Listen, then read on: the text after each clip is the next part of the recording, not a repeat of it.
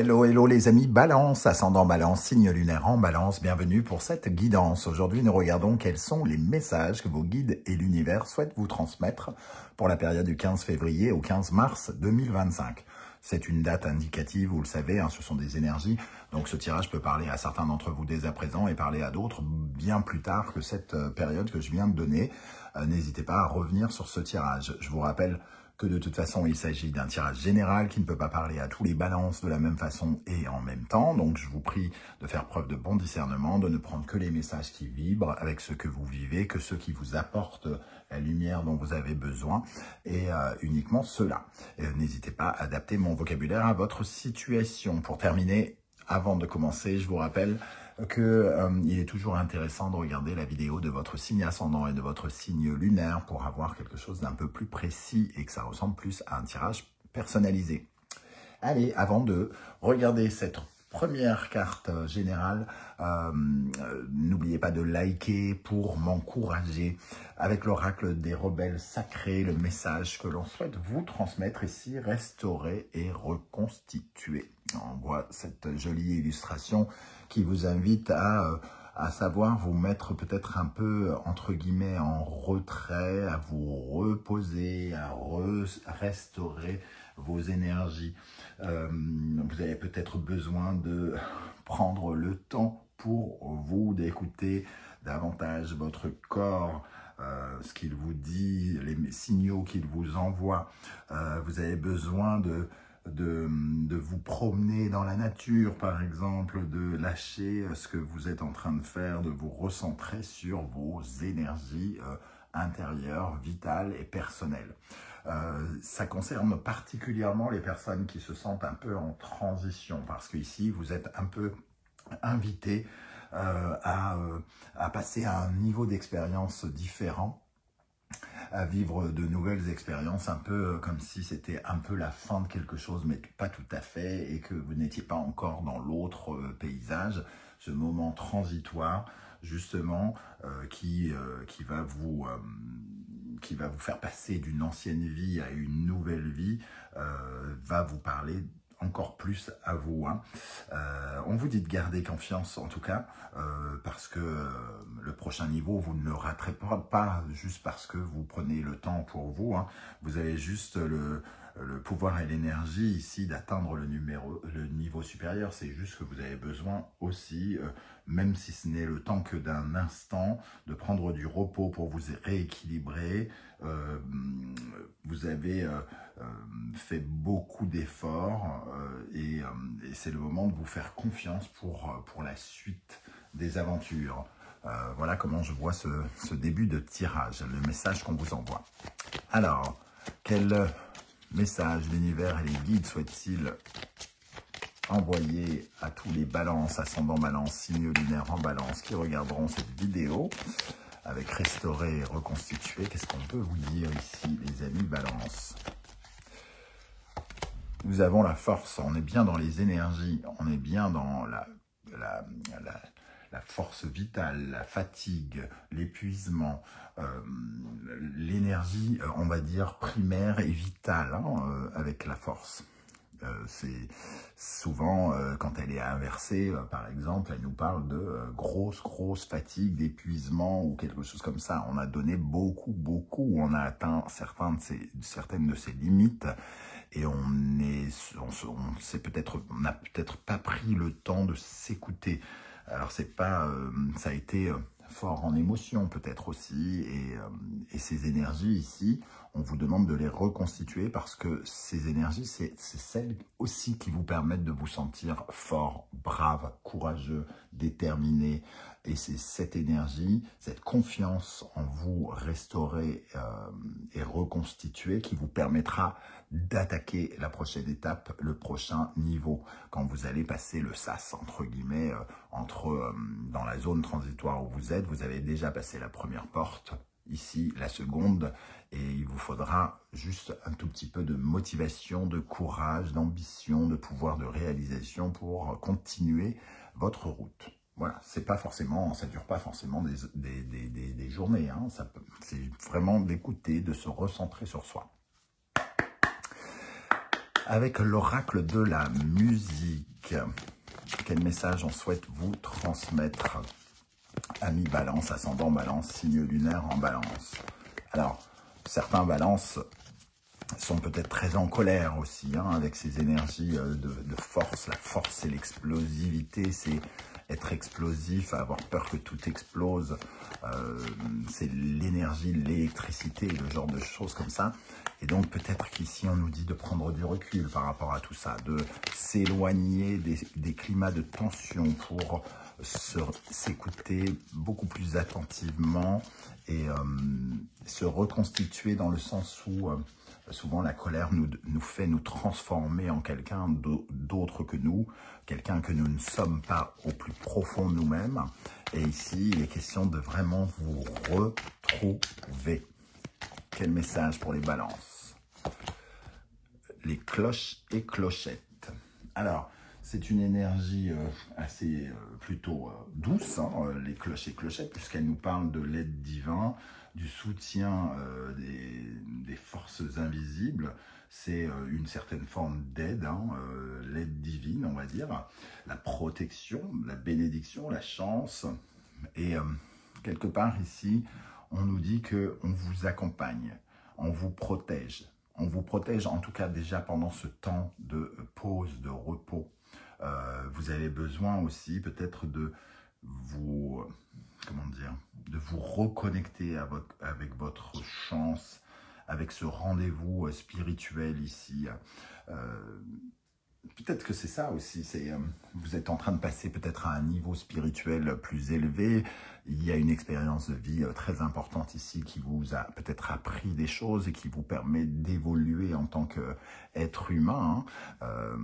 Mais pour cela, il faut quand même prendre le temps pour soi, pour de limite d'introspection aussi, pour se rendre compte. J'ai presque envie de dire se toucher, voir bien que l'on existe et de ne pas s'oublier hein, dans quelque chose. Ok, quelle est l'énergie ici sur laquelle vous pourriez travailler un peu d'après vos guides avec l'oracle de la numérologie karmique? Nous avons réussite. Bon, je viens de plus ou moins de le dire. Pour être dans la réussite, alors que vous êtes en train peut-être ici de livrer un grand combat, on vous dit, peut-être prenez un temps de pause déjà pour vous reposer, pour être aussi dynamique, aussi puissant, aussi combattant, aussi déterminé, ensuite pour essayer justement d'atteindre ce sentiment de réussite. Alors, la réussite, elle vient d'une certaine manière nous parler aussi de la peur de rater, hein, la peur de rater quelque chose, de ne pas croire suffisamment en soi. C'est pour ça qu'on parle avec la force aussi de confiance en soi. On a des pensées limitantes, comme le fait de se dire que peut-être que les choses ne dureront pas, que peut-être la peur d'être attiré vers autre chose que la réussite, hein. C'est possible aussi. Pour moi, ce sentiment de réussite, c'est vraiment le besoin d'incarner des résultats positifs, des pensées positives. Pour être dans la réussite, il faut se faire confiance, il faut faire confiance à l'univers invisible et faire confiance en la vie. Mais on a besoin parfois de se reconnecter avec soi pour ressentir justement la vie au plus profond de nos tripes, quoi, entre guillemets. Hein. Avec l'oracle du soleil levant. Alors, je vous rappelle que vous retrouvez toutes les références des oracles et tarots dans la barre d'infos que j'utilise. Et vous retrouvez également les liens des différentes guidances que j'ai réalisées pour vous. Je viens juste de poster la guidance générale du mois de mars avec une guidance sentimentale et une guidance professionnelle que vous pouvez regarder grâce au minuteur en plusieurs fois. Je les trouve très intéressantes ce mois-ci, donc je vous invite à aller y jeter un coup d'œil. Et il y a également la bonne surprise de mars 2025. Quelle est l'énergie qui vous apporte beaucoup, qui vous est bénéfique, les amis Balance, actuellement d'après les guides et l'univers? Sur quoi vous devez miser presque, vous appuyer? le pont sacré. Soyez bien convaincus, comme je le disais ici, que nous sommes en pleine période de transition. Le pont sacré nous fait partir d'une zone sombre, hein, ici, la zone sombre, l'orage, les nuages, les vagues, le tourment, la pluie, l'orage, tout ça pour aller vers quelque chose de plus lumineux. L'épreuve que vous vivez, c'est une sorte de transition. Vous êtes en train de passer d'une rive à l'autre. La lumière arrive, entre guillemets, au bout de votre tunnel, ce qui ne veut pas dire que forcément tout ira dans votre sens, mais quelque part, vous aurez grandi, acquis de nouvelles expériences et surtout vous serez plus détendu ensuite. Hein, j'ai envie de dire, le pont sacré, c'est vraiment cette histoire de sas, un peu comme un sas dans la banque. La première porte nous protège de l'extérieur, mais nous ne sommes pas encore à l'intérieur. Et ensuite, il y a la deuxième porte qui nous fait rentrer dans la banque. Eh bien, c'est cette énergie-là, l'énergie d'aller en plusieurs étapes vers une vraie progression.